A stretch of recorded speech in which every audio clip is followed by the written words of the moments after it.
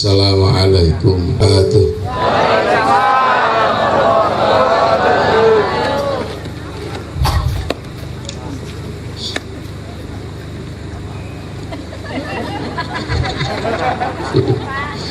Ibu-ibu pendeleng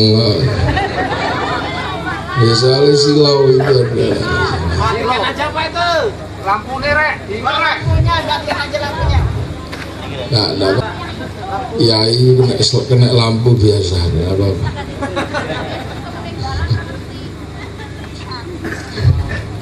Nah,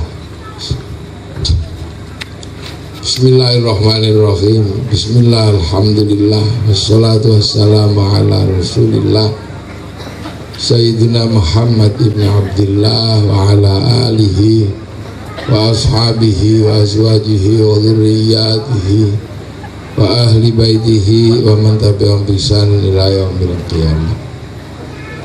Para alim, para ulama, para kiai yang seluruhnya yang hadir yang saya hormati, dari Ketua NU, Ketua MUI, Pak RT, seluruh kiai yang hadir, para ulama yang saya hormati, Pak Camat yang saya hormati, yang saya kaget tadi itu telah menghanguskan KP. Kalau di tempat saya KP itu singkatannya kampung. Kok camat menghancurkan kampung? Aslinya mana Pak Camat? Oh, Kalsel.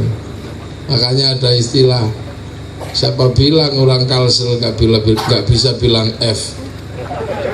Orang Kalsel bisa bilang F. Kalau ada yang nggak mengatakan orang Kalsel nggak bisa bilang F, fitnah itu.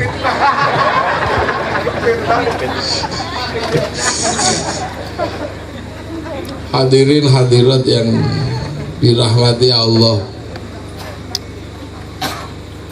ini ada peristiwa baru di Indonesia, yaitu Hari Santri. Ini anyar, baru 22 Oktober kemarin di Indonesia ada Hari Santri. Ada yang memperingati Hari Santri, ada yang tidak setuju dengan Hari Santri. Tidak usah bahas yang tidak setuju. Sebab apa? Hari Santri adalah kado perjuangan Nahdlatul Ulama. Raono sing bantah. Kenapa?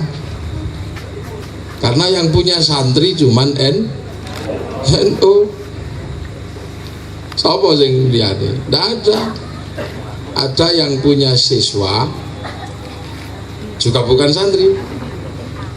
Ada yang punya murid juga bukan santri.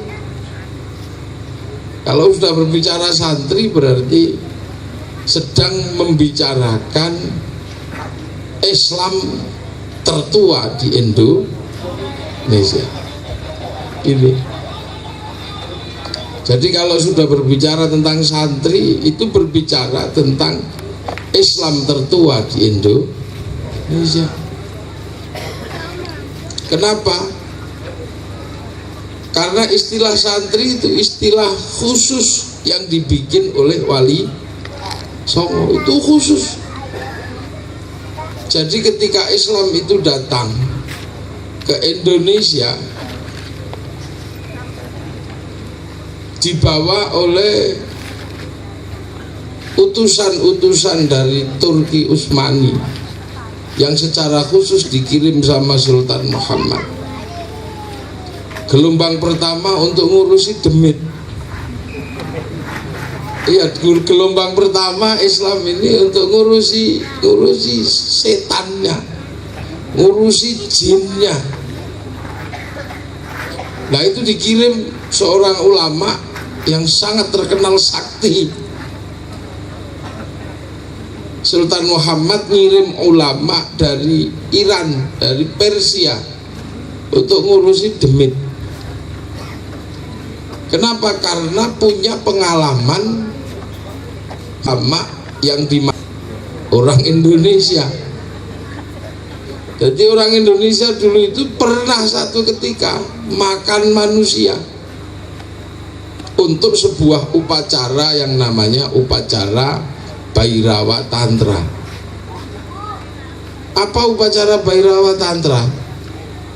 Upacara Bhairawa Tantra adalah upacaranya orang Kali. Orang Kali itu ajarannya Durga, Durga itu ajarannya Shiva. Karena dulu di sini kan memang ajarannya Hindu. Jadi ajarannya Hindu. Nah, ajaran itu mengajarkan apa? Mengajarkan namanya ngerogoh sukmo. Orang Jawa biar bisa ngerogoh sukmo itu melakukan upacara namanya pancamakara. Laki perempuan itu keliling melingkar udo kabeh, melingkar telanjang semua menghadap arak. Tengah-tengahnya ada arak. Nah di tengah-tengah arak itu ada tumpeng. Di tengah-tengah tumpeng ada ingkung manusia. Itu namanya pancamakara. Jadi memenuhi seluruh syahwatnya. Maka melingkar laki dan perempuan ini memenuhi syahwatnya, melakukan hubungan seks bebas sesuka-sukanya. Nyuk. Untuk memenuhi syahwat bawah perutnya, supaya pikirannya tenang, minum arak yang ada di situ bleng. Terus supaya perutnya ini enggak keracak kerucuk gitu, perutnya biar tenang, ini makan tumpeng. Nah supaya nanti sukmanya itu tenang kalau disuruh keluar, dan kalau keluar sukmanya tidak lupa pulang, tubuhnya berhenti tenang, dikasih makan daging manusia. Akhirnya di Nusantara ini ada ajaran ngerogoh sukmo. Setelah sukmone tenang dijak lungo, ini sukmone dirogoh, bawa keluar. Nah ada yang dibawa keluar dititipkan kepada babi untuk diajak mencuri. Karena kalau yang jalan tetap berwujud manusia ketahuan kalau mau mencuri. Tapi waktu itu kan babi itu banyak, makanya yang sukmanya titipkan babi, makanya yang jalan babi, yang kemudian dikenal dengan istilah babi ngepet. Sukmanya keluar dititipkan kepada macam-macam, karena kalau mau bunuh orang wujudnya kelihatan mesti ditangkap. Maka yang bergerak ini sukmanya, jadi tubuhnya nggak kelihatan. Lah itu membawa beling, membawa peso, membawa paku, lah itu yang kemudian namanya santet. Nah kalau mencintai perempuan kok hidungnya pesek, jelek gitu, ya kan nggak diterima. Maka yang pergi adalah sukmanya, hadir pada wajah perempuan tengah malam dalam mimpinya, dalam wajah yang paling ganteng, pinjem wajahnya siapa. Nah itu yang dikenal dengan nama pelet. Nah itu mewabah di Indonesia ajaran Bhairawa itu. Nah itulah maka Sayyid Aliuddin yang dikirim Sultan Muhammad untuk mengislamkan Islam orang Iran di Indonesia ini disate, dimakan sampai akhirnya Sultan Muhammad, daripada saya kehilangan lagi 1.500 ulama, maka satu aja yang dikirim dari Persia, namanya Sayyid Samsuddin Al-Baqir Al-Farsi. Nah orang Jawa susah nyebut Sayyid Samsuddin Al-Baqir Al-Farsi, maka orang Jawa mengenalnya sebagai Syekh Subakir. Wong ilat Jawa kan angel, ilat Bugis itu suruh bilang Abdurrahman susah, keluarnya berdua mang. Itu Bugis. Orang Jawa suruh bilang Abdurrahman, keluarnya Dorakeman. Makanya kalau kiai itu lihat orang itu mesti ditanya, namamu siapa? Matali kiai. Oh Mat ya, Matali. Yang ini Mat Rohman. Nah sini Mat Karim. Jadi mesti orang Jawa kalau bilang Mat Rohman, Matali, Mat Karim. Karena orang Jawa itu suka nyingkat Muhammad jadi Mat. Jadi Muhammad itu hilang, Muhammadnya hilang, tinggal Mat itu Jawa. Makanya ada pernah saya terima tamu Mat Rohman, Mat Karim, Mat Ali. Oh terus tak bilangi Mat itu cukup Muhammad, dari kalimat Muhammad, lalu biar gampang orang menyebutnya Mat Rohman, Mat Karim, Mat Ali. Jadi nama lengkapmu itu Muhammad Rohman, Muhammad Karim, karena Mat itu dari Muhammad. Oh terima kasih Kiai, ulun ngertos, saya baru tahu kalau Mat itu dari Muhammad. Terima kasih Kiai. Dan setelah mau pulang kan tak tanya, nak rumahmu di mana Mat? Di Sangatta Kiai. Sangattanya mana? Itu di belakangnya Muhammad Drosa. Ya nek madrasah ya madrasah wae, ora kok tambahi Muhammad Drosa. Lidah itu susah. Orang Padang disuruh bilang laganut, ya nggak keluar. Keluarnya laganui. Itu Padang. Lah ya kalau orang Padang kan susah. Piring, pariang. Jadi lidah, kalau makanya di Jawa Sayyid Samsuddin Al-Bakir Al-Farsi darinya Syekh Subakir, Haji Sa'dullah dari Kaji Sorodullah. Ini kan orang ilat Jawa ini memang susah. Robbil alamin, Robbil ngalamin. Ramadan karena nggak punya dot, punyanya lo tadi Romelan. Nah ini orang sini makanya dikirim Sayyid Samsuddin Al-Bakir Al-Farsi sing akhirnya dikenal dengan nama Syekh Subakir. Nah akhirnya Syekh Subakir berjibaku kelahi dengan orang-orang yang punya ilmu Bairawa itu. Wah, akhirnya Syekh Subakir keliling itu, akhirnya terakhir bertarung dengan orang-orang itu di Jawa. Tarungnya di Jawa sana. Webuk-webukan, akhirnya pusat Bairawa ada di Gunung Kawi Malang, ada di Alas Purwo Banyu. Wah gila, di Alas Purwo itu pusat terakhir orang-orang kayak begitu se-Indonesia berkumpul. Dipimpin Menak Sembuyu Bajul Sengoro namanya. Nah Syekh Subakir sudah agak tua, maka muridnya yang namanya Maulana Ishaq suruh ngejar ke situ. Menak Sembuyu dikejar sama Maulana Ishaq, akhirnya nyerah. Begitu menyerah, Menak Sembuyu ngasih anaknya yang paling cantik namanya Dewi Sekar Dadu. Pernikahan Mbah Ishaq sama Dewi Sekar Dadu mempunyai anak namanya Joko Samudro atau Raden Ainul Yakin. Sunan Giri itu makamnya di Gresik. Sebagian lari ke Bali, ke Gunung Kintamani, Danau Kintamani sana itu. Nah sebagian lari ke Kediri, ada yang dari Kediri gini. Lari ke Kediri nyembah patung Totok Kerot di daerah Pagu Pamenang. Nah dikejar sama Sunan Bonang orang kayak gitu. Ya wajar sama Sunan Bonang nyerah, ya udah saya nyerah, gak, jangan dibunuh, enggak. Asal kamu ikut gak apa-apa, gak saya bunuh. Nah terus gimana Jeng Sunan? Ya wes muter-muter tetep gak apa-apa lah, muter aja. Tetep gak apa-apa tapi pakai baju, jangan nudo kayak kemarin, juga jangan nyuk nanti kena air kamu.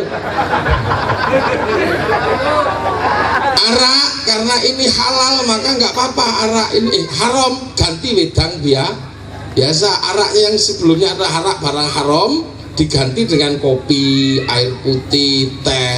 Nah tumpeng ini kan halal karena nasi, ya nggak apa-apa sama parutan klopo kasih serundeng itu.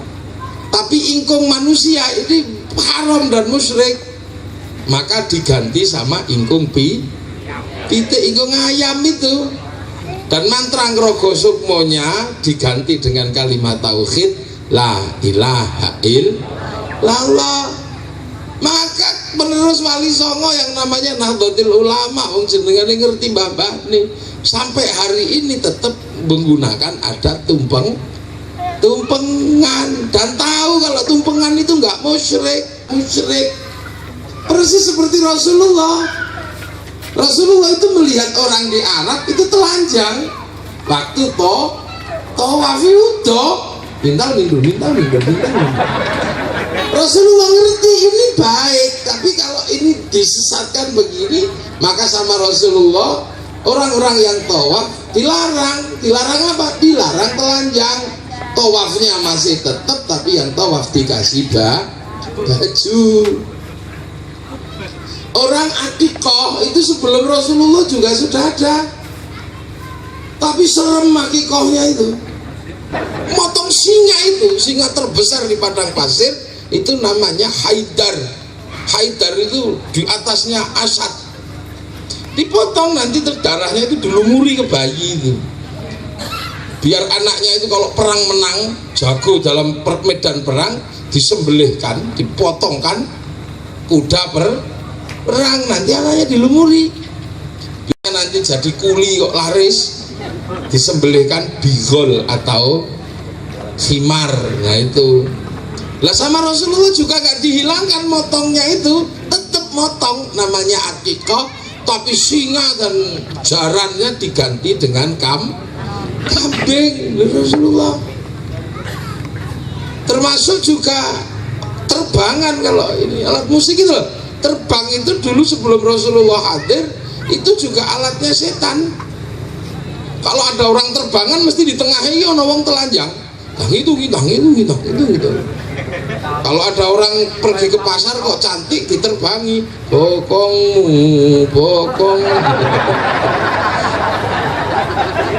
Oleh Rasulullah alat itu tidak dibuang, sama sekali nggak dibuang, tapi oleh Rasulullah itu diambil, terbangnya diambil, tapi untuk tola badru alaina min zani ya tilwanja lagi Rasulullah.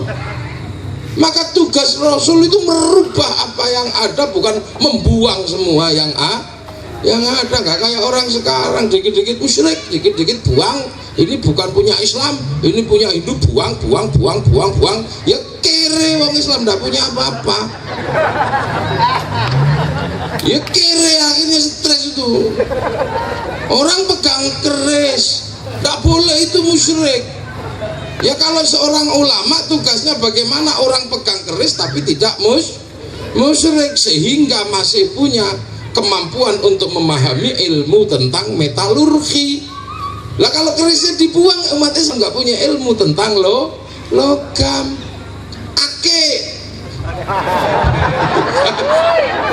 Ya ake ya pegang sama kiai. Kalau ada yang mengatakan ake ini musyrik, alat setan, ya pegang, ajarkan bagaimana orang pegang ake tapi tidak musyrik. Loh ya itu tugas ulama. Jangan kok dikit-dikit ini dibuang, dikit-dikit dibuang. Ya umat Islam nggak punya ilmu apa-apa, goblok kabeh nanti. Karena dikit-dikit salah loh, itu loh makanya setan itu stres kalau melihat Rasulullah. Karena semua alatnya setan itu diambil sama Rasulullah, dirampas sama Rasulullah. Tawaf yang telanjang rampas sama Rasulullah, kasih baju. Terbang yang untuk alatnya setan menyesatkan orang, kasih tola al-badru. Maka kiai ngambil dangdut yang maunya segini roknya, senengnya setan. Sama kiai ambil, pertama diambil gitarnya, kendangnya, organnya, lama-lama artisnya diambil, kasih baju, lagunya perdamaian. Loh mulai iblis itu paling stres kalau musuh kiai itu, karena alat iblis tidak dibuang tapi diambil alih. Mencoba persis juga, sampean marah nggak kalau istri dibuang, diambil orang tidak marah, tapi lagi seneng-senengnya diambil yang marah. Oh ya, orang Madura bilang lebih baik putih tulang daripada putih mata. Loh itu sama iblis itu juga marah sama kiai, wong masih dipakai kok diambil.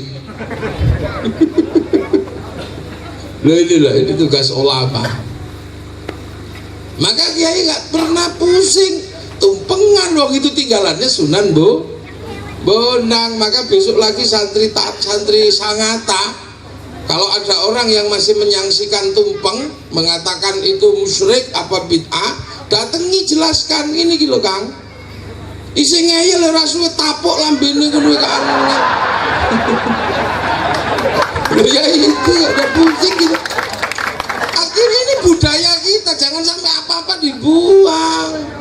Dikit-dikit Hindu, dikit-dikit ini 3 hari, 4 hari, 5 hari, 7 hari, 100 hari itu punyanya orang Hindu.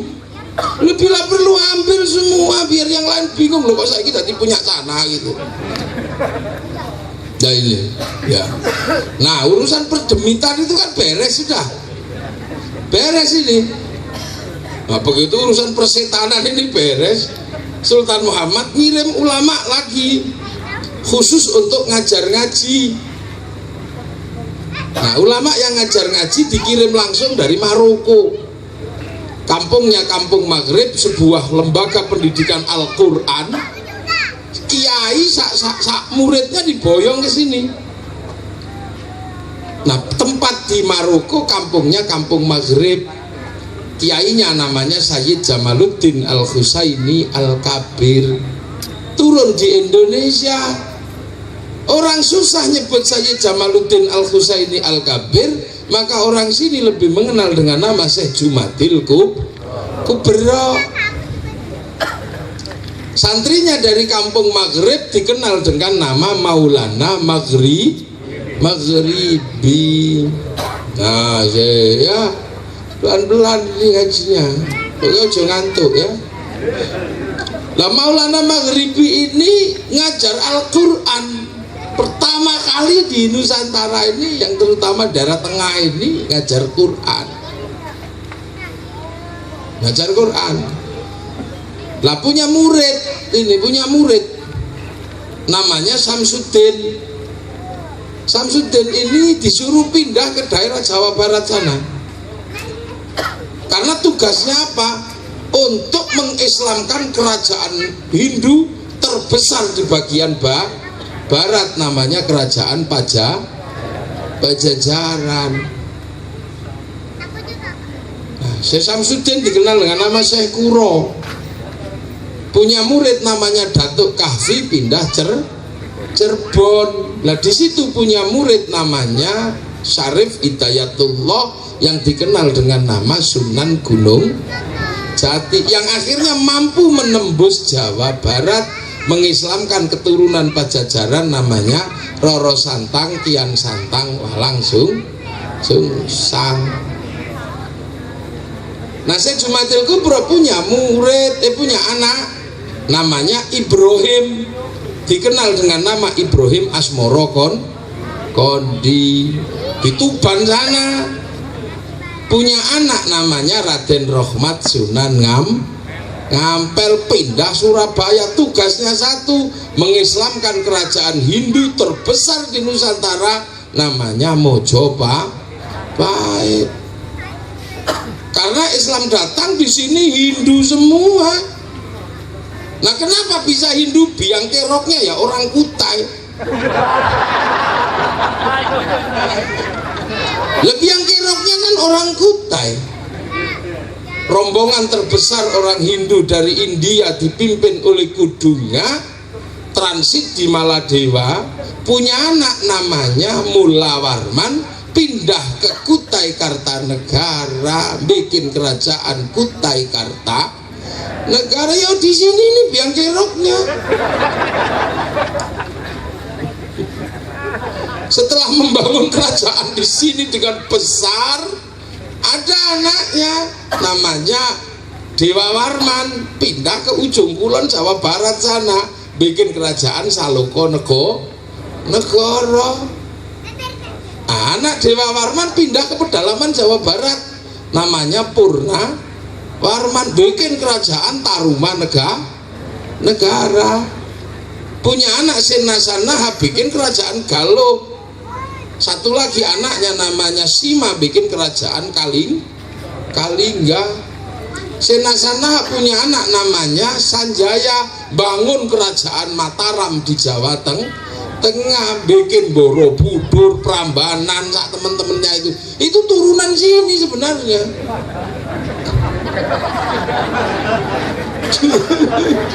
Jadi di sini nih kota metropolitan pertama sebelum Jawa jadi kota metropolitan. Di sini. Makanya jangan pura-pura nggak tahu sampean. Jangan pura-pura nggak tanggung jawab, ini susah ini. Saya khawatir kalau di sini dulu pusat Indo, Jawa kena imbas dari sini. Yang mengkhawatirkan sini pusat AID nanti nyebar ke sana AID semua pusat ya. Ini tanggung jawabnya Pak Camat. Nah, ya begitu bangun Mataram yang besar itu di Jawa itu turunan sini tadi itu. Tiba-tiba gunung di Jawa itu kan meletus semua. Pecah dua, yang Wangsa Sailendra boyong ke daerah Sumatera dipimpin Balaputra Dewa, memperkuat, membesarkan, menghidupkan kerajaan Sriwijaya. Yang Wangsa Isyana ke Jawa Timur bikin kerajaan Tumapel dipimpin Pusindo. Akhirnya dipecah Doho Kadiri, Tumapel dipimpin Matunggul Lame Untung Malangi yang keroknya ini. Tunggul Lametung punya istri yang cantik namanya Kende di gondol Melayu karo Kenaro. Singosari itu dari Malang, maka hati-hati. Ini titisan Tunggul Lametung apa Kenaro? Gitu. Ini jalurnya Tunggul Lametung apa jalur Kenaro? Oh, ada yang bilang Kenaro loh Pak. Pak Mustajib ada yang bilang Kenaro gitu. Oh, susah. Nah, setelah di Singasari bangun kerajaan Singasari. Di rajanya ada namanya Anusapati Tojoyo Ranggawuni Kertanegara. Ini orang hebat ini. Kertanegara ini penakluk dunia. Mongolia itu kalah sama Kertanegara, padahal Mongolia itu menaklukkan Eropa, menaklukkan Arab. Tapi sama Kertanegara ngirim utusan yang namanya Menci, diiris kupingnya, seling balik. Hebat itu Kertanegara. Perang besar antara Mongolia sama Kertanegara, Kertanegara KO. Bubar itu Kertanegara. Padahal Kertanegara dikenal punya kapal induk yang sanggup ngangkut 1.500 tentara, 500 kuda. Kapalnya sak piro gede 1.500 wong karo 500 jaran itu. Kertanegara nggak takut karena punya kapal induk lebih besar. Sanggup ngangkut 2.500 tentara, 1.500 kuda. Tidak Kertanegara tabrak lewat wong kayu ulin gede. Lalu akhirnya terjadi konflik dengan Jaya Katuang bunuh sama Wijaya bikin Majapahit. Jadi Majapahit yang kerajaan terbesar punya Prabu Hayam Wuruk, Patih Gajah Mada. Ini turunan Kutai. Makanya Kutai ini tempatnya orang hebat. Nenek moyangnya hebat, ini turunannya orang hebat. Maka orang di sini juga orang hebat gitu. Loh iya, makanya karena tinggalannya orang hebat. Kalau jadi baik ya baiknya luar biasa. Kalau jadi diablut ya diablutnya ya luar biasa. Jadi apik tapi ada diabluk ya. Naudzubillahi min tilka tenan. Nah ini, di kerajaan Majapahit ini kan bingung ini. Pusat peradaban terbesar di Nusantara wilayahnya sampai Brunei. Kalimantan secara keseluruhan ini wilayahnya Majapahit. Brunei itu wilayahnya Majapahit. Maka sampai sekarang Brunei itu menganggarkan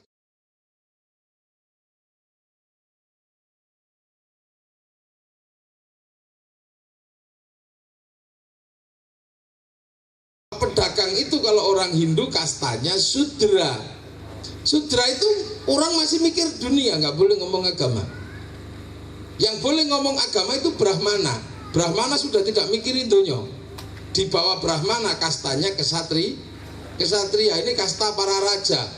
Di bawah kasta para raja kesatria ada Wesya, kastanya pegawai negeri, kayak Pak Mustajib itu.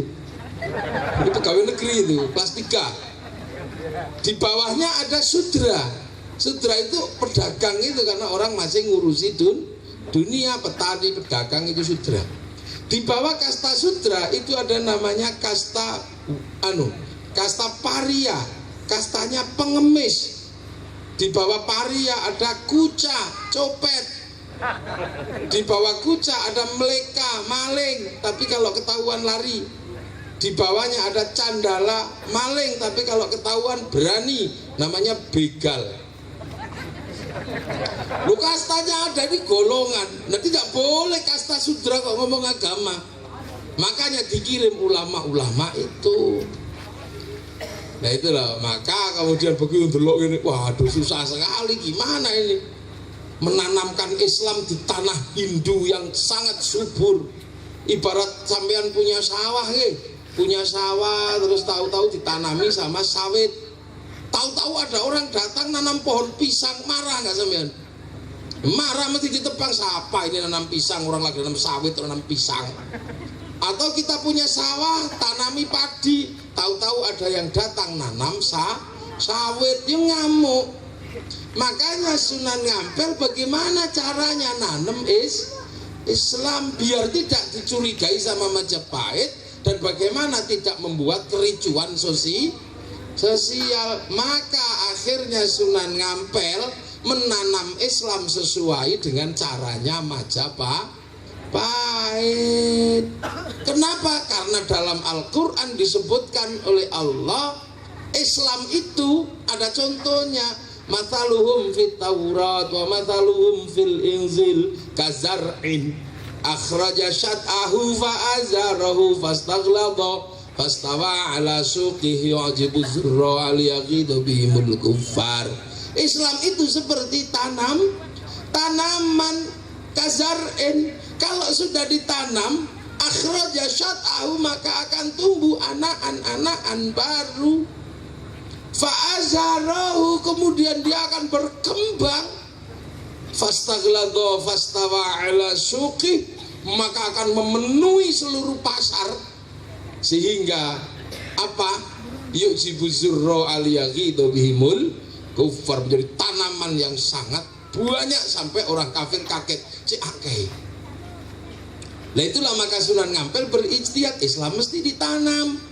Yang namanya nanam, tanaman itu apa? Harus ditanam di bawah tanah karena masih lemah, terutama biji. Nah Islam datang ini bijinya di bawah, namanya iman, tanam di bawah. Nggak kelihatan gitu nanti. Wong padi kok ditanam di atas tanah, makan tikus, maka taruh di bawah.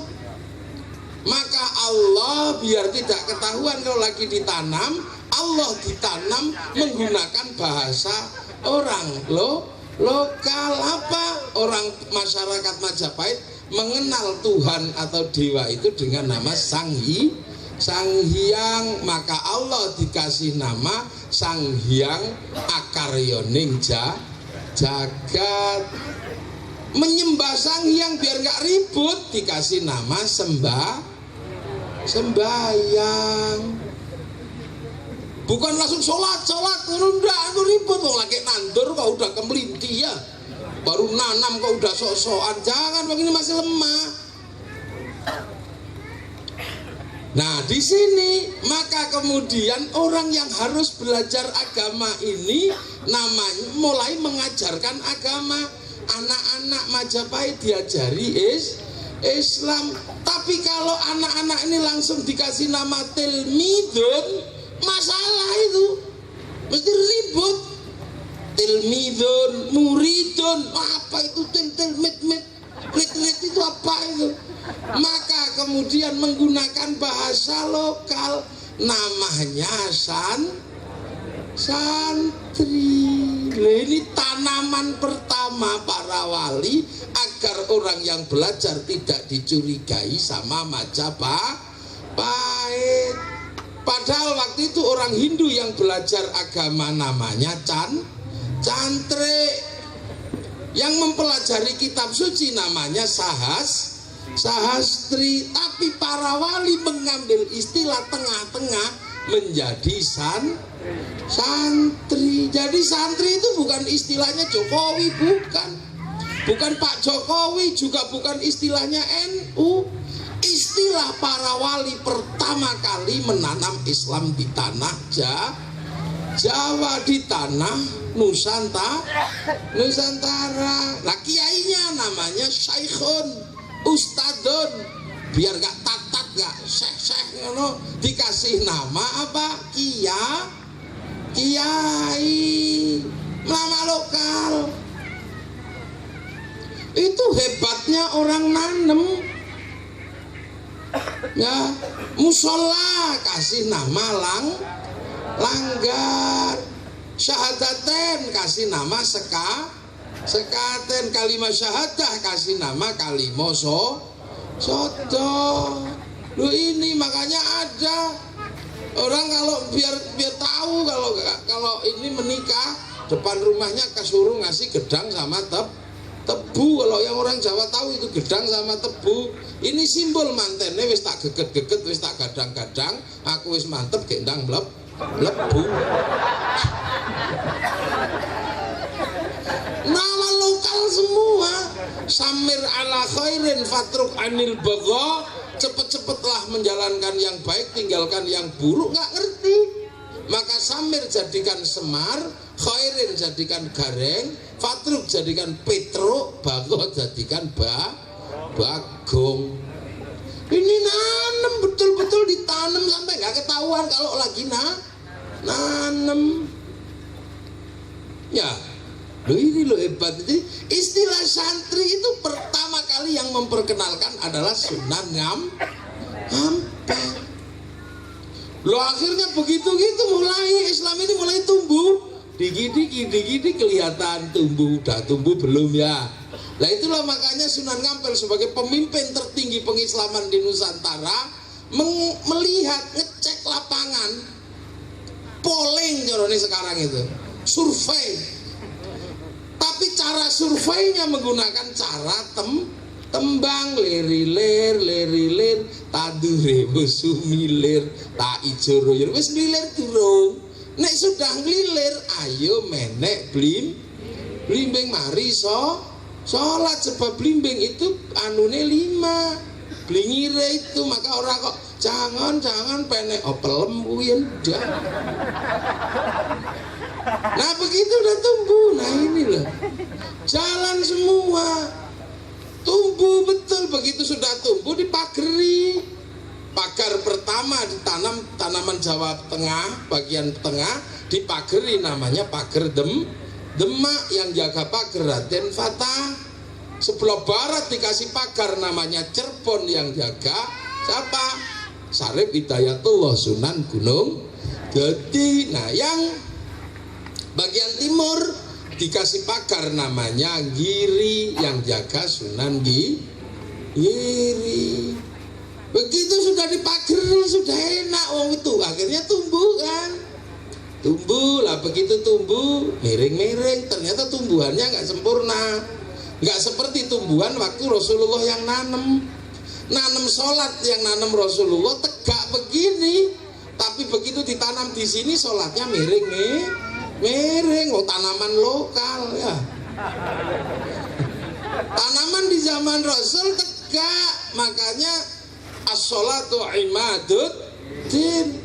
Tapi ditanam sini miring. Kita zaman Rasul dipanggil setengah 12 sudah masuk masjid, tapi ditanam di sini miring gini, dipanggil setengah 12 masih di kebun sawit. Maka manggilnya setengah 2. Allah Akbar, Allah Akbar. Datang akhirnya mandi lah karena tanamannya miring, kasih cagak. Belum mandi, tunggu Rabbana ya Rabbana dan dipanggil. Kalau sudah dipanggil gak datang, kalau di Jawa sana bilangnya capek kan, tombo hati. Iku lho, makanya sakit hatinya nunggu gak masuk-masuk. Sudah gak masuk-masuk, ditunggu gak masuk-masuk, baru kiainya tiang penyangganya mulai agak dikerasi, diuruki anjang-anjang, ya masuk. Loh ini tanaman itu. Lah habis sholat, beda, ternyata sholatnya beda juga. Sholat di zaman Rasul, Allahu Akbar, dipanah nggak kerasa. Sholat sini bocor, Allahu Akbar, matanya bocor, Allahu Akbar, dululit, es krim lewat, bocor. Maka ditambal bocorannya dengan zikir habis sholat, la ilaha illallah, la ilaha illallah, la ilaha illallah, ditanam. Kenapa kok ada yang protes? Zikir kok pakai begini-begini? Zaman Rasul zikirnya diem. Lah zaman Rasul kan muridnya Rasulullah semua. Karena murid Rasulullah walaupun diem begini hatinya sampai kepada Allah. Orang Kutai jak diem begini turu. Betul lah? Betul, makanya tanaman sini itu jangan disamakan dengan tanaman sana. La ilaha illallah, la ilaha illallah. Ada yang protes kok keras-keras, emang Gusti Allah tuli gitu. Enggak, Gusti Allah enggak tuli, yang tuli itu kita. Kenapa? Karena kalau kita diem bermasalah. Apa masalahnya? Kasihan yang tua-tua tidak mendengar, akhirnya nggak bisa menirukan. Lah nek sing zikir la ilaha illallah keras ya ditirukan begitu loh. Lah begitu ini sudah jalan semua, akhirnya cara-cara seperti ini dicontoh. Maka sampean jangan gumun dikit-dikit ada orang ribut aja, jenggot ribut, jenggot panjang, jenggot pendek ribut. Orang di Arab itu harus jenggoten karena semuanya tumbuh jenggot. Makanya NU nggak pernah ribut, nggak pernah orang kalau tahiyat harus begini, wajib, enggak. Karena NU kalau mewajibkan ini kasihan yang nggak punya jari, emang gede piye. NU mengajarkan sholat pakai usolli dan disuarakan, tapi NU tidak mewajibkan, ini wajib enggak lah, kasihan yang bisu nanti. Makanya NU nggak pernah ribut masalah jenggot, sebab orang Indonesia ada yang punya jenggot dan ada yang tidak punya jenggot. Makanya kata kiai-kiai, jenggot itu panjang ya bid'ah, pendek ya bid'ah, karena jenggot itu muhdatsah, barang baru. Kenapa disebut barang baru? Karena ada barang lama yang asli namanya apa? Bukan jenggot tapi janggut.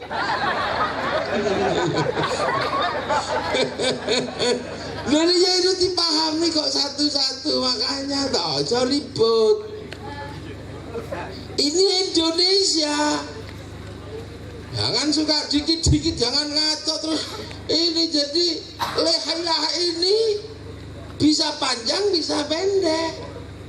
Makanya Kiai Hasyim Asy'ari tidak pernah dipanjangkan, karena Kiai Hasyim Asy'ari punya santri banyak yang tidak tumbuh jenggot. Tadi aja ribut bapak jenggot. Pak Camat itu nggak jenggotan. Kalaupun Pak Camat maksa ngingu jenggot jelek. Orang kayak Pak Camat gitu punya jenggot 12, bingung, nggak jadi jenggot, menjadi oyote untu.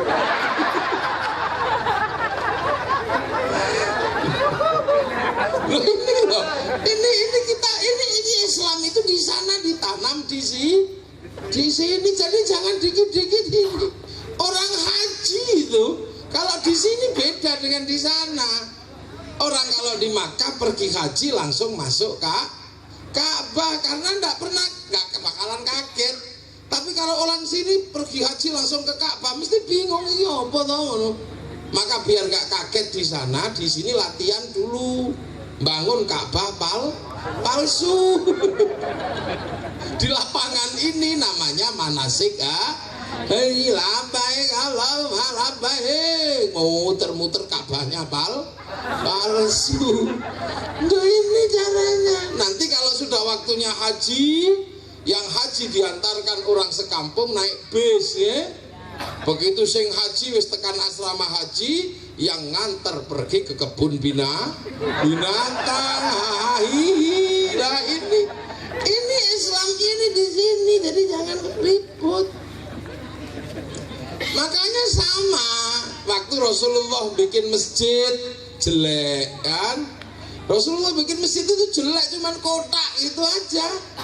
Tapi begitu kaum muslimin nyerang Persia, kaum muslimin melihat bangunan-bangunan yang bagus di Persia, terutama bangunan tinggi yang di atasnya ada api sesembahan orang Majusi.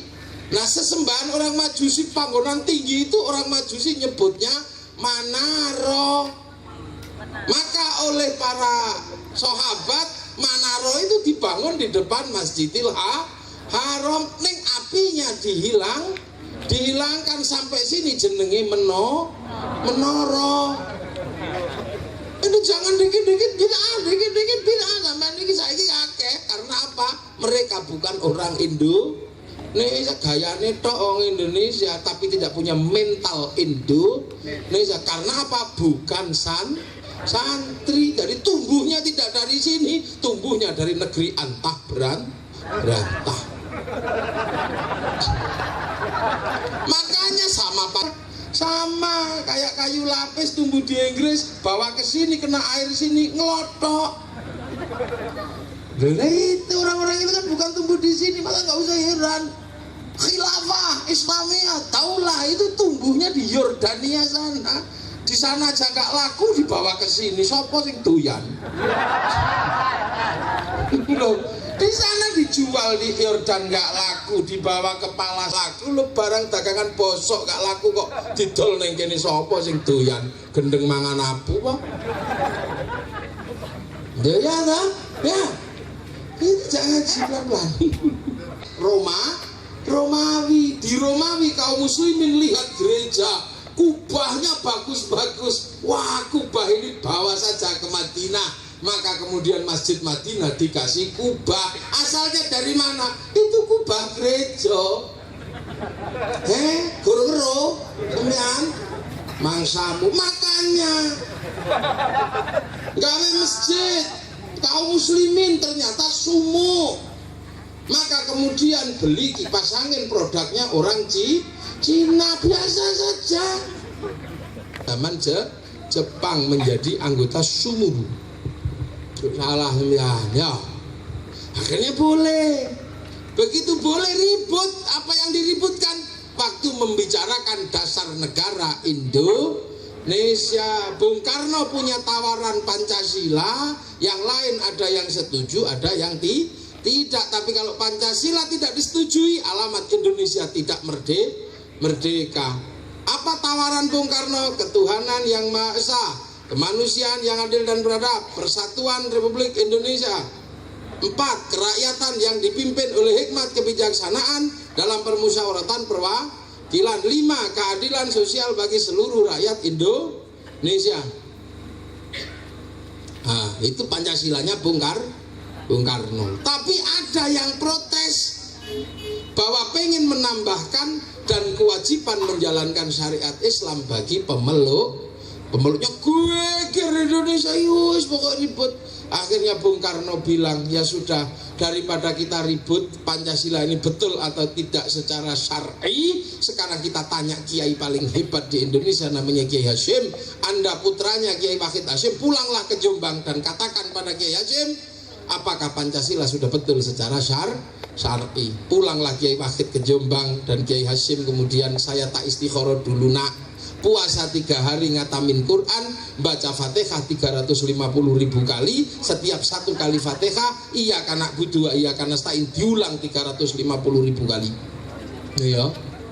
Malamnya sholat hajat 2 rakaat, rakaat pertama surat At-Taubah 41 kali, rakaat kedua surat Kahfi 41 kali. Pagi-pagi mengatakan nak Pancasila sudah betul secara syar'i, sebab ketuhanan yang Maha Esa ini punya Islam. Qul huwallahu ahad. Kemanusiaan punya Islam, persatuan punya Islam, wa'tasimu punya Islam. Nah, ini yang keempat, inilah yang miliknya orang Islam, yang paling kelihatan punyanya Islam. Kerakyatan yang dipimpin oleh hikmat, kebijaksanaan dalam permusyawaratan perwakilan, ini yang paling kelihatan. Kenapa? Kalau Indonesia merdeka, dulu kerajaan-kerajaan ada raja, ada hamba. Raja tidak mungkin diatur sama hamba, hamba harus patuh keputusan raja. Demokrasi nggak akan berjalan. Kalau demokrasi berjalan, maka harus ada persekutuan antar masyarakat. Inilah yang dulu dikatakan nenek moyang kita, namanya musyarakah atau masyarakat. Dan biar Indonesia berlaku hukum demokrasi, maka dihilangkan raja dan hamba, menggunakan kalimat Rasulullah, kullukum ra'in wa kullukum mas'ulun an ra'iyati. Maka digantilah istilah raja dan hamba dengan bahasa Rasulullah, ra'iyah, yang dikenal dengan bahasa rakyat. Iki tee wong Islam dipinjem sama Bung Karno, dikembalikan lagi sama orang Islam. Lah wong Islame pangling karena dia tidak tumbuh dari Indonesia. Begitu diputuskan Bung Karno, Indonesia kemudian apa? Menerima Pancasila. Maka akhirnya Bung Karno kalau ke Jombang tidak pernah berani pakai sendal. Bung Karno kalau ke Jombang lepas sendal dan laku dodok sampai makamnya Kiai Hasyim. Karena apa? Bung Karno mengatakan kalau tidak ada Kiai Hasyim, Indonesia pasti pecah karena persoalan dasar negara. Ayo buka dalam sejarah pembangunan Indonesia. Lagi wong ada dibikin tidak tahu. Karena Indonesia merdeka, maka Belanda pergi ke sana cari bolo, namanya sekutu datang dengan kekuatan penuh. Akhirnya begitu kembali, Medan jatuh, Bandung dibakar, Semarang jatuh, tinggal satu-satunya yang akan dihancurkan Surabaya. Tentara sudah mengalami kemunduran karena persenjataannya kurang. Tentara nggak bisa berkelahi kalau tidak pakai bedil. Akhirnya apa? Mundur sampai di wilayah Mojokerto. Ketika Surabaya sudah hampir takluk, kemudian Kiai Hasyim mengumpulkan seluruh kiai. Ini tinggalan nenek moyang kita, ini Darussalam, negara tinggalan para wali. Apa yang akan kita lakukan? Mari kita perang melawan Belanda. Yang lain ikut atau tidak enggak penting, tapi santri harus bergerak. Maka kita bikin resolusi jihad tanggal 22 Oktober 45. Maka terjadilah peristiwa perang semesta. 4 hari perang semesta itu perangnya santri. Itu tidak boleh ditutup. Bung Tomo santrinya Kiai Hasyim Asy'ari, pemimpin Laskar Muda Kiai Khalid Hasyim, putrane Kiai Hasyim Asy'ari. Pimpinan Laskar Singa yang namanya Mbah Rosidi adalah kakaknya Nyai Nafiqoh, istrinya Mbah Hasyim Asy'ari. Singa Surabaya yang namanya Kiai Ridwan, muridnya Kiai Hasyim Asy'ari. Singa Jawa Barat namanya Kiai Abbas Buntet, muridnya Kiai Hasyim Asy'ari. Sing bantah sapa mrene tapuk lambemu. Ya ini loh, maka kalau berbicara santri, ya ini berbicara tentang Nahdlatul Ulama. Maka hari santri adalah hari perjuangannya Jam'iyah Nahdlatul Ulama, dan sekarang diakui sama Indonesia. Kita mana ada yang punya pondok pesantren? Dia mek santri liyane ana sing pondok makan,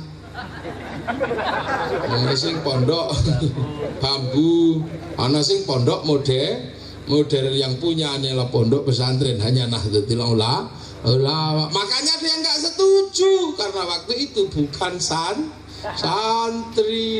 Akhirnya bendera Belanda yang biru bisa disobek sama santri-santri Nahdlatul Ulama. Lho ngene lho, arep mbok tutup piye ora iso. Wong gajah ditutup ora iso, nek nutup lamuk iso.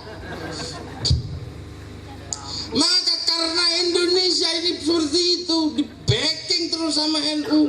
Karena Al-Wali meninggalkan wilayah dan NKRI adalah tinggalan para wali, NU tidak pernah melepaskan secengkal tanah pun Indonesia. 65 diganggu sama komunisme, NU pertama kali di depan.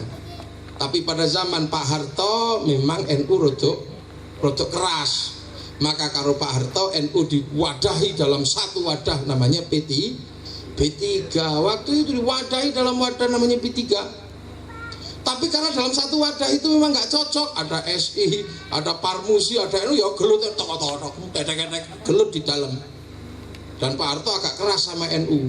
Maka kemudian ada satu kiai di Jombang yang agak ekstrim selalu pidato. Para hadirin, kalau Anda ke Ka'bah mau apa?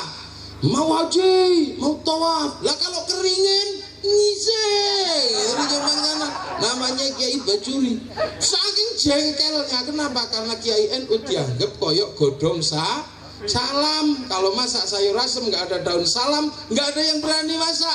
Tapi begitu mateng daun salam dibuang, sayur asemnya dimakan. Kiai dipadake sama yang garap jalan itu apa yang gede, apa? Molen yang besar tuh itu. Kalau jalannya rusak ditunggu, kenapa molennya nggak datang? Begitu jalannya bagus ada molen satu, kenapa di tengah jalan nggak mikir-mikir?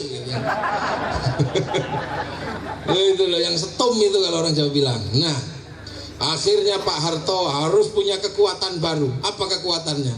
Pak Harto harus bikin partai baru namanya Golkar. Nah, ini dulu itu. Maka orang NU waktu itu belum ada yang masuk Golkar. Kenapa? Karena itu partainya urung cocok kalau partai ini NU tahun 70-an. Ojo ngantuk. Tapi karena perlawanannya keras, maka Pak Harto bikin siasat yang bagus sekali demi bangsa biar gak pecah. Apa siasatnya Pak Harto? Bikin asas tunggal Pancasila. Artinya apa? Yang dulu punyanya orang Islam dipinjam sama pemerintah, dikembalikan sama Islam. Maka untuk itu NU menerima asas tunggal Pancasila karena ini kebutuhan bangsa. Masalah perlawanan dengan Pak Harto, NU jalan terus, tidak kemana-mana tapi berada di mana loh. Nek ngelawan terus tapi urusan bangsa menerima asas tunggal Pancasila. Lalu politik akhirnya Pak Harto waduh kalah lagi sama-sama politiknya Gus Dur. Ya sudah Mbak Tutut, kamu karena saya udah kalah sama Gus Dur dalam politik, tak pikir dengan asas tunggal dia nyerah, ternyata asas tunggal diterima, tapi perlawanan jalan terus tidak kemana-mana tapi berada di mana. Maka kemudian Mbak Tutut diajak ikut sama Gus Dur naik di NU. Begitu Mbak Tutut naik di kendaraannya Gus Dur, ya NU tidak harus kemudian minta, tapi NU menerima bayaran. Namanya naik kendaraan, masa nggak bayar? Maka Mbak Tutut kemana-mana kasih bantuan sama NU. Itu bukan suap, tapi itu adalah ongkos naik kendaraan. Maka para ulama banyak yang mau ikut Golkar karena sudah bukan lagi suap, tapi itu adalah harga yang harus dibayar oleh Pak Harto. Kiai itu mikir urusan fikih. Kata Gus Dur, saya enak-enak nyopir di belakang Mbak Tutut ngorok. Kata Gus Dur, wah ini mesti daripada saya sendiri nyopir melek di belakang ngorok, tak kasih di belakang satu lagi. Bis berhenti sebentar, naikkan Megawati. Akhirnya di belakang cakar-cakaran ini kayak Gus Dur tidur di depannya.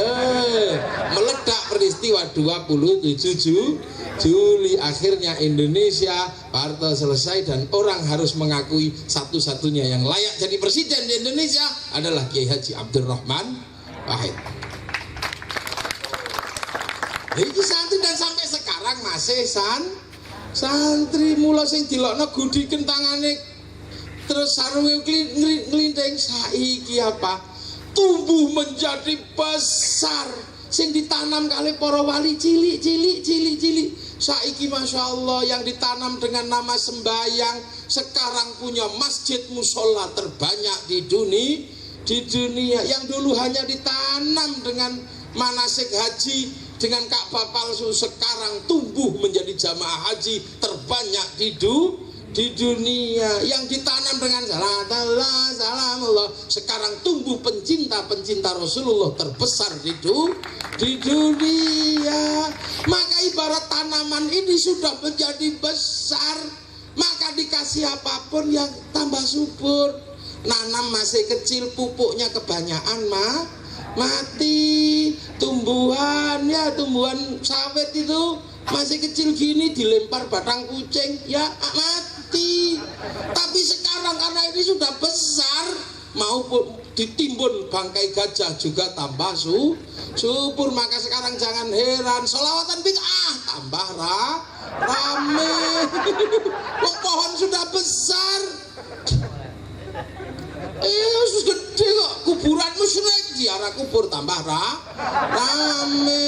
Tumpengan musyrik tambah acara tumpengan di hotel-hotel, di mana-mana tumpengan ini loh. Yang dikatakan Mbah Hasyim Asy'ari, kalau kita mau nanam jangan mikir yang lain, karena tanaman kita kalau besar dia akan dipanen oleh semua orang. Yuriduna ayudfi'u nurallahu bi afwahim fayaballah illa ayyutimma nurahu walau karihal kafirun.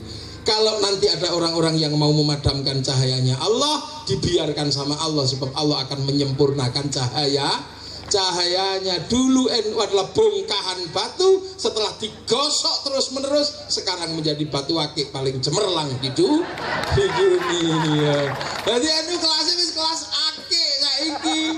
Nah yang datang ini yang suka gosok-gosok ini tukang gosok akik. Makanya modalnya amplas. Gak sauas. Terbukti di mana? Delok itu. Wahabi keluar ke Suriah, rusuh Suriah. Wahabi keluar ke Afghanistan, rusuh di Afghanistan. Tapi teroris di sini tidak mempan, bahkan terorisnya mati karena dibentengi oleh Nahdlatul Ulama. Khilafah NU ya ora doyan ya. Kembali pada Quran dan Sunnah, NU tetap tenang. Dipancing kayak apa saja NU tenang, karena di dalam rumah sendiri. Bahkan sampai dipancing dengan kekerasan, NU nggak keluar. Apa contohnya? Kalian bisa membayangkan betapa marahnya orang NU ketika ada Pak Sukino yang mengatakan bahwa Syekh Abdul Qadir Al-Jilani adalah sesat. Ayo, betapa jahatnya Syekh Abdul Qadir dikatakan sesat. Firanda Andirja mengatakan bahwa, lalu Rojak TV itu mengatakan bahwa Sayyid Muhammad adalah musyrik. Coba teman bayangkan. Lewat Trans TV mengatakan, namanya Arifin Nugroho, bahwa Imam Ghazali tidak paham Quran dan tidak paham Sunnah. Marah kita, tapi karena demi NKRI kemarahan itu harus ditahan, sebab itu yang mereka inginkan, agar NKRI pecah dan mereka bisa mengambil manfaat dari kerusuhan yang ada di Indonesia. Ini lah, tenang loh, dadi wong NU aman. Wong nang jero weteng wis diurusi dengan ngapati, lahir dengan akikoh, urip dengan torikoh, mati diurusi dengan tahlil, khol. Ora apa dadi wong NU ya. Lha amma ba'du. Ya mukaddimah ngaji rampung. Ini baru mukaddimah ya. Aman kaya. Jangan kalau itu loh santri. Maka yang namanya santri tidak pernah ingkar janji terhadap NKRI, sebab al-wali yang diikuti oleh para santri meninggalkan wilayah sampai pemimpin sebuah wilayah disebut wali kota. Itu tinggalannya sapa? Wali. Mana ada di negara luar Islam, di negara luar Indonesia ada namanya wali kota? Nggak ada. Nggak ada namanya wilayah, nggak ada, tapi teritori. Sini wali wilayah. Nah ini loh. Nusantara. Jam piro iki?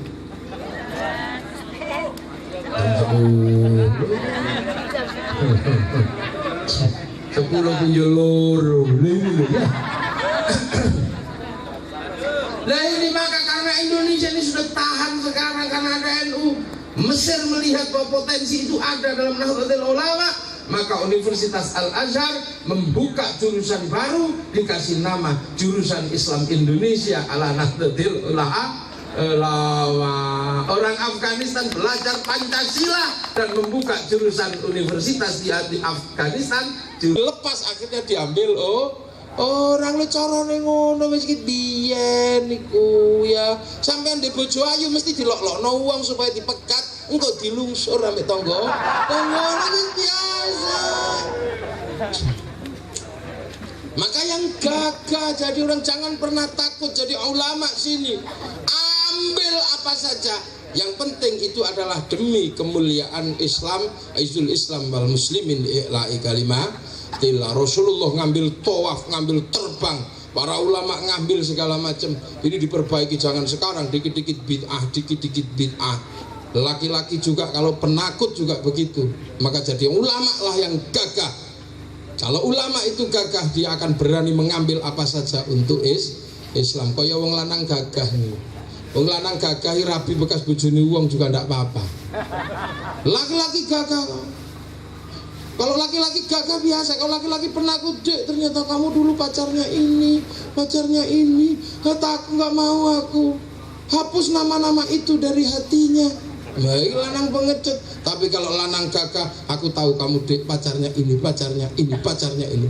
Jangan kau hapus nama-nama itu dari hatimu, karena tugasku sekarang adalah menghapusnya. Itu hebat, budaya ini rubah oleh Islam, aja kau dulu dibuang. Sama juga nek wong lanang penakut terus ngerti, anu apa? Dek, apa mas? Ternyata mas itu dulu pacarnya ini, pacarnya ini, pacarnya ini. Kalau laki-laki penakut dia akan mengatakan, oh enggak dek, hanya kamu, ya kamu. Ini laki-laki apa? Kalau laki-laki gagah dia akan mengatakan, iya, kenapa? Aku laki-laki yang layak untuk dicintai, bertarung dengan 1000 cinta. Yang pasti kamu harus tahu sekarang, kamulah pemenangnya.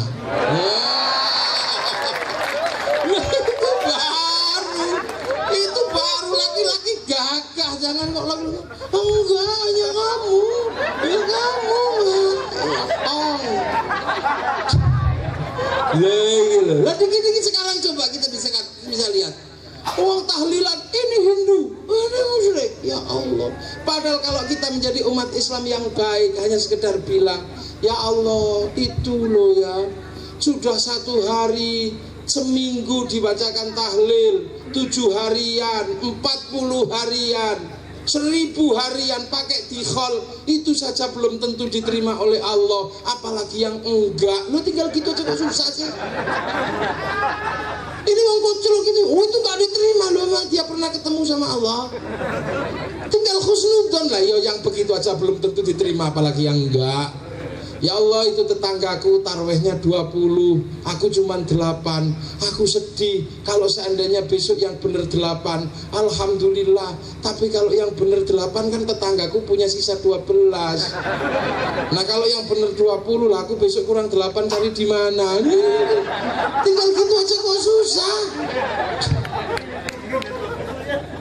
Orang mati harus dibacakan Quran. Ada yang dibacakan dengan khataman Quran, tapi orang sangata banyak yang tidak bisa ngatamin Quran, maka diambil yang pendek namanya Yasin. Sebab dibikin pendek namanya Yasin, maka dibungkus kasih merek Yasinan. Ada yang bisanya cuman kolhu, maka dibungkuskan merek kecil namanya tahlilan. Ada yang bisanya cuman Bismillahirrahmanirrahim, bungkuskan bungkus kecil suwuk loroun untuk ini khusnudon Allah. Loh, akhir-akhir ini orang ini kalau sudah beramal dia merasa yang paling benar, persis koyo wong delok gedung bioskop. Berarti begitu sudah sama-sama pegang tiket, rasanya pengen masuk terlebih dulu, akhirnya orang situ melepuh mati kecepet ning lawang gedung bioskop.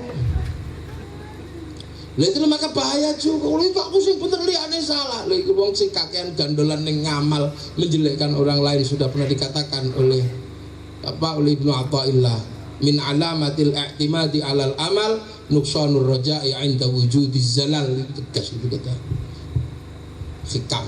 Nah, lha juk sembrono iki wis bener kabeh dari sapa jenggoten ya bener, gak jenggoten ya bener.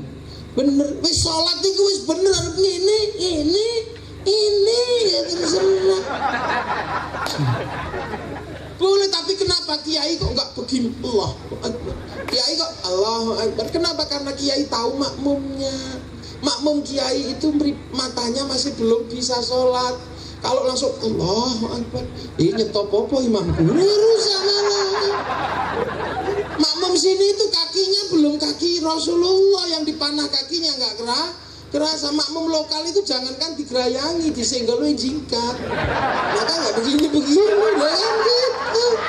Ini loh yang harus dipahami. Ini namanya santri itu tahu caranya ngomong menung. So karena dia tumbuh dari tradisi yang ada di Indonesia. Lah yang sana Ustaz, yang nggak ngerti, yang ngerti masyarakat itu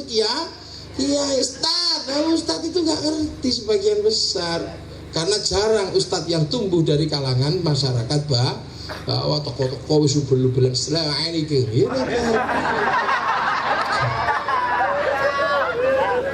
Makanya nggak ngerti. Kadang itu aurat laki-laki baina surah warubah, antara pusar sama dengkul, ributnya di sini, ini kan aneh. Wong batasnya itu pusar sama lutut, baina surah warubah, kok ributnya di sini, itu kan aneh. Mau sholat gak jadi gara-gara ngelingking. Jangan. Takbir itu baina surah wasudur, di butun sini Rasul. Israf namanya. Kadang itu susah saya itu udah. Orang beribut tongkat itu bid'ah. Ya Allah, tongkat sholat Jumat atau bid'ah iki sing bahas saking gobloke rono iki. Kenapa tongkat itu bukan bid'ah? Karena tongkat itu caranya Imam Syafi'i. Imam Syafi'i itu meneliti sholat Jumat, karena sholat Jumat itu semakin lama semakin beda. Allah mengatakan idza nudiya lis sholati min yaumil jum'ati fas'au ila dzikrillahi wa dzarul bai'. Jadi sholat itu. Ternyata lama-lama ada yang ngeyel. Mundur-mundur dikit nggak apa-apa. Di zamannya Sayyidina Utsman. Akhirnya kamu kenapa terlambat? Nggak denger Utsman. Ya sudah, besok adanya 2 kali. Biar nggak ada alasan kalau terlambat. Besoknya berubah lagi. Itu laki-laki aja apa perempuan juga boleh sholat? Khalifah. Laki-laki toh, oh ya wes laki. Wong piro? 40 apa 2 aja boleh. Tambah khilafiyah, apakah sholat zuhur itu diganti oleh sholat Jumat? Tambah ribut sampai akhirnya kemudian Imam Syafi'i meneliti secara sholat Jumat dengan metodologi istimbat. Sholat Jumat wajib 40 orang mukimin. Karena saking wajibnya khutbah juga tidak boleh begini-begini karena ini rukun. Syarat imamnya 2, 1 li ulama'ihim karena ilmunya, yang kedua 5 syayikhim karena tuanya. Akhirnya kiai alim tua jadi khotib. Bareng khotib tua, Etakullah kok suwe ora ana cekelane ya gini. Maka kemudian Imam Syafi'i tei tongkat, sebab tongkat itu kedudukannya untuk menyempurnakan tuanya imam. Malayatimul wajib illa bihi fahuwa wajib. Yang kedua khutbah tidak boleh begini, biar nggak begini suruh pegang tongkat. Maka kedudukan tongkat dalam mazhab Syafi'i adalah malayatimul wajib illa bihi fahuwa wajib, bukan kedudukan bid'ah. Bid'ahnya sholat Jumat itu ada apa? Nek dilakukan habis asar lah itu bid'ah. Ini kalau orang itu kadang bahas sesuatu nih kan ngerti urusannya itu begitu. Bid'ah. Tahlilan bukan bid'ah. Tahlil itu wasilah. Sebab apa? Allah memerintahkan orang yang datang belakang mendoakan yang lebih dulu yang bawa iman. Apa? Walladzina ja'u min ba'dihim yaquluna rabbana ighfir lana wa li ikhwanina alladzina sabaquna bil iman. Orang yang datang belakang doakan yang sudah lebih dulu yang bawa iman. Nah kalau ada yang mengatakan la taziru waziratu wizra ukhra, asbabun nuzulnya Walid bin Mughirah masuk Islam. Dulure ngomong rasa melu Islam kok tak tebus dosamu. Ayat itu turun. Dan ayat itu berlaku kapan? Kalau nanti sudah sama-sama menerima catatan baik dan buruk dari Allah. Tapi selagi masih ada yang di dunia bisa mendoakan yang meninggal sebab Rasulullah menggunakan kalimat ing qata'a amaluhu illa min salasin, tidak bisa lagi menjalankan sendiri, tapi ada 3 yang bisa menjalankan: anak yang soleh, sedekah jariyah, ilmu yang manfaat. Kalau orang tidak lagi boleh bisa menerima pahala dari orang yang hidup, nggak mungkin Rasulullah mengatakan man sanna fil islami sunnatan hasanatan falau ajrun wa ajru man amila biha ba'dah. Orang yang sudah meninggal, kalau dia melakukan yang baik, dicontoh orang, dia mendapatkan pahala dari yang menyuntut tanpa ada yang dikurangi. Lah itulah ya. Maka kemudian karena ini boleh, maka harus didoakan. Cara doakannya terserah, ada yang dari rumah mudah-mudahan masuk surga, itu ya doa. Fatihah ya doa, karena Rasulullah setiap akhir tahun itu nili tengok padang Uhud, padang Badar, lu gitu loh. Makanya ini cuma wasilah. Lah bid'ahnya apa? Doakan orang mati. Bid'ahnya adalah ketika orang tidak mendoakan orang mati, lah itu bid'ah. Salah. Maka kemarin ada tangga kita ini yang salah satu kadernya diangkat jadi pahlawan, kuburannya hilang karena nggak pernah ditengok. Maka sekarang menganjurkan ziarahku kubur. Nek urung kapok nek ora ngono. Lah iki piye? Kuburan dikon memelihara, bekas tirakatnya wali dipelihara, namanya makom. Kayak Allah itu loh, bekas turunnya Nabi Adam diabadikan, namanya Baitullah. Tempat pertemuan Siti Adam Hawa dikasih tanda, namanya Jabal Rahman. Nabi Ibrahim mencari jejak itu, bangun lagi. Akhirnya Nabi Ibrahim diabadikan oleh Allah, tapak kakinya nggak dihilangkan, kasih nama makom Ibrahim.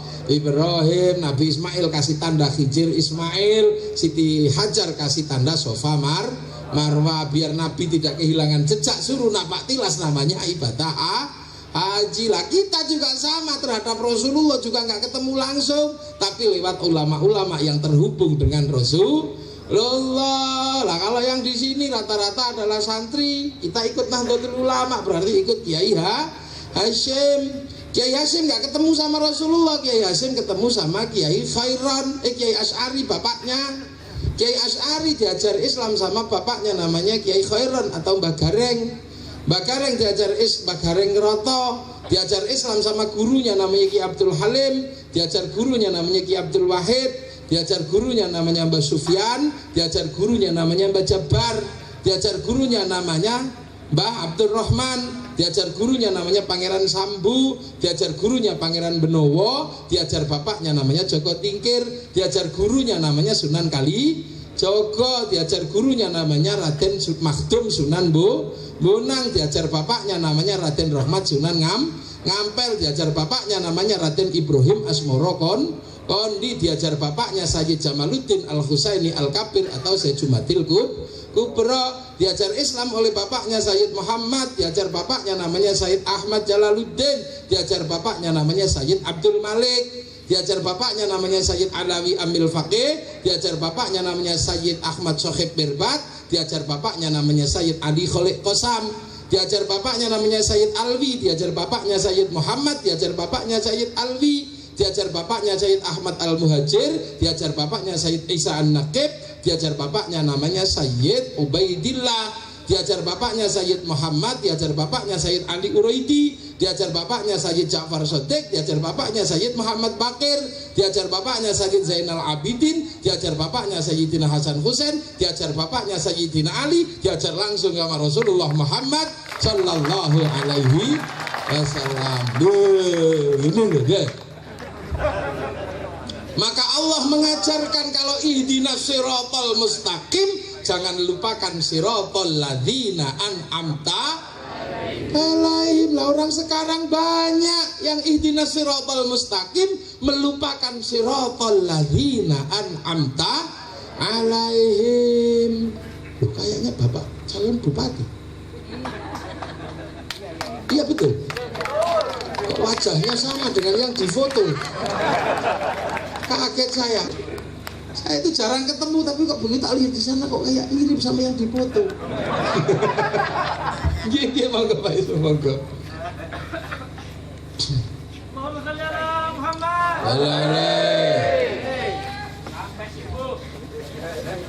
Bayangkan, loh NU Kayak semut. kayak semut, betul kayak semut itu Pak Ismu. Iya itu mau nanya, anu orang NU sudah ketemu saya belum? Loh iya itu Pak Ismu ini ketua NU, maju bupati, teman percaya kalau jadi? Dulu Gus Dur itu dituntun, nggak ada yang percaya kalau bakal jadi presiden, makanya nggak ada yang mendukung. Begitu jadi presiden datang semua dan Gus Dur mengatakan kau saudaraku. Tenang aja, dulu Gus Dur itu nggak ada yang percaya dulu kalau jadi presiden, wong didorong kemana-mana jalan nggak bisa, nggak mungkin lah Gus Dur jadi presiden. Begitu atas izin Allah jadi, ya Allah semua baru percaya, oh ternyata Indonesia butuh presiden seperti Gus Dur, sebab hanya orang NU yang bisa mempersatukan dalam situasi yang sulit terkait dengan kondisi Indonesia. Palunya, pembangkitnya gimana? PLTD, nah PLTD terus ada kabel besar. Enggak, kalau kampung-kampung ini PLTN-nya gimana? PLTD. Nah itu diesel besar ya. Nah taruh itu. Ini kan pakai jalan besar. Nah, pemancar ini. Makanya di situ dipasang tiang-tiang trafo. Kalau mau masuk rumah dipasangnya keran. Kalau kita mau nyolokin TV langsung dari kabel besar apa dari yang kecil? Dari yang dalam rumah. Nah NU itu pakai madhab, pakai kaul ulama itu biar nggak konslet. Biar nggak konslet. Kenapa begitu? Yang di sini sudah diajari la ilaha illallah, akhirnya bisa pikir, dia nggak mau langsung kayaknya Rasulullah, diam. Akhirnya nggak bisa pikir, beli tasbih. Kamu baca apa? Nggak tahu, wong imam katanya. Loh, Sayyidina Ali, Sayyidina Muawiyah bahas bagaimana kepemimpinan setelah Rasulullah itu aja ribut. Lah kok sekarang ada orang bahas khilafah ya tambah ribut, wong bukan pangkatnya. Bid'ah itu bahasan para sahabat. Nah kalau sekarang orang bahas bid'ah ya mesti konslet, wong bukan pangkatnya. Wong taunya cuma dari ini kok tiba-tiba mengatakan Rasulullah itu begini, Rasulullah begini. Aja ngono, menurut ulama Rasulullah begini, itu baru nggak konslet. Nah sekarang makanya saya nggak usah heran banyak yang konslet. Iya betul. Iya. Banyak di Sangatta. Nah, ya sudah, jangan ikut nanti bledor sampean. Makanya tidak ada satupun teroris yang tumbuh di Indonesia yang merupakan anak warga Jam'iyah Nahdlatul Ulama. Nggak ada. Karena ngajinya santri kaya ngono mah. Nah, kayak gitu tadi itu ngajinya santri pelan, antar, tahu urutannya, tahu kedudukannya, tidak sok-sokan mengambil langsung ke tingkat tertinggi, tingkatnya Rasulullah Muhammad Sallallahu Alaihi Wasallam. Sahabat itu kalau baca la haula wala quwwata illa billah, ada pedang di leher tidak bergerak, itu sahabat. Nah kalau kita yang la haula wala quwwata illa billah ada kresek mencolok, kalau itu wong pangkat kita, kedudukan kita beda. Maka manhaj Nahdlatul Ulama sekarang diakui sebagai manhaj dunia.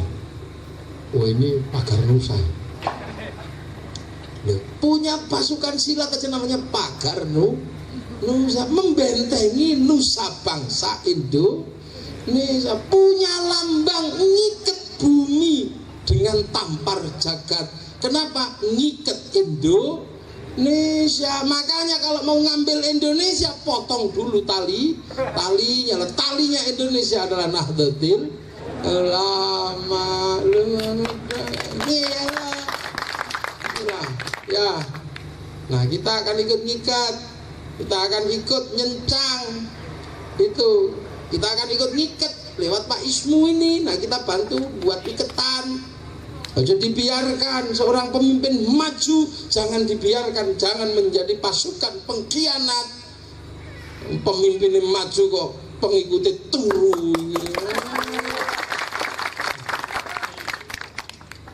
Bahaya, maju disepakati. Kenapa? Karena ini Indonesia.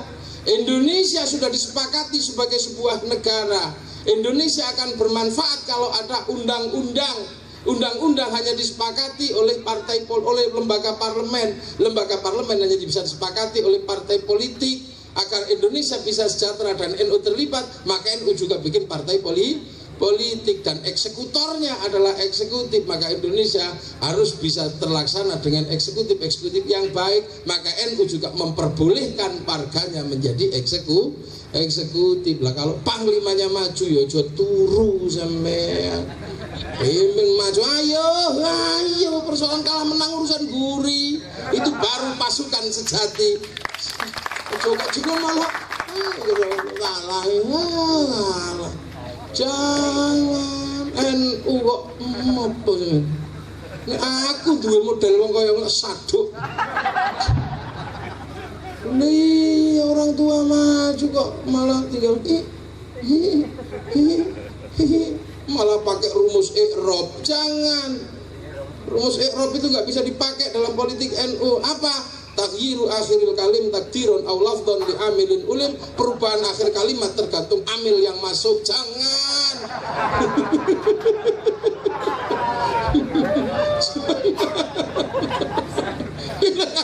Ngaji nahwu tahu itu. Jangan. Itulah pentingnya. Maka wa'tasimu bihablillahi jami'a wa la tafarraqu. Dan selanjutnya mari kita serahkan forum ini kepada Bapak Ismunandar selaku Sekda pemerintah Kabupaten Sangatta yang juga merupakan calon Bupati Kutai Timur. Assalamualaikum warahmatullahi wabarakatuh.